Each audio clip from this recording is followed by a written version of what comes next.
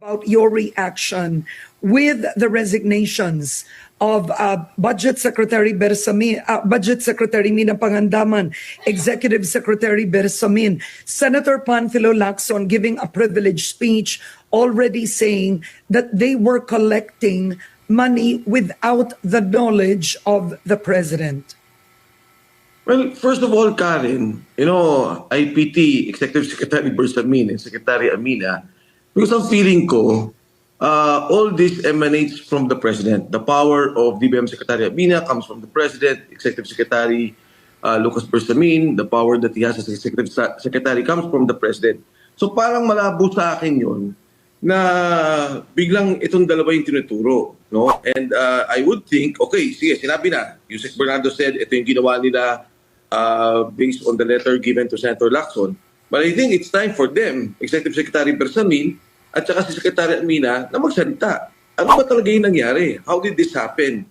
How can 100 billion, di na tayo nag-uusap ng billion ngayon, escape the President? Yan ba'y inutos sa kanila as stated by Saldico? O ito ba talaga ay ginawa lang nila as part of the scheme? Because you have to understand, in the end, they will be the fall guys. Nung una, ang fall guy si Saldico.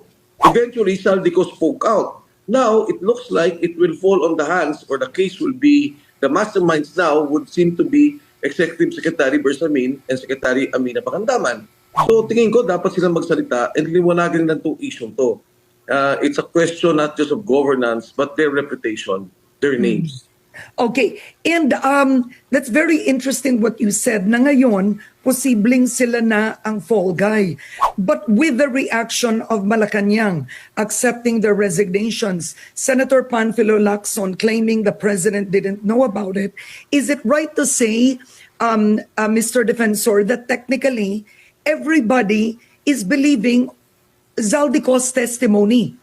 They're all reacting from his testimony. The problem kasi, Karen, is at this point, okay, I'm not saying that Saldico is not guilty. But in that particular case of the 100 billion, makikita mo talaga, no? Si Saldico was saying, hindi ako involved dyan, sala napunta yung pera. For me, it's an admission in a legal posturing. First admission, I think it is true. That happened. Now the fall guys being pointed to are Secretary Amina Pangandaman and E.S. Bersamin. So hindi na sinasabing hindi totoo. The items are there. Kasi handa si Saldi. May ledger siya.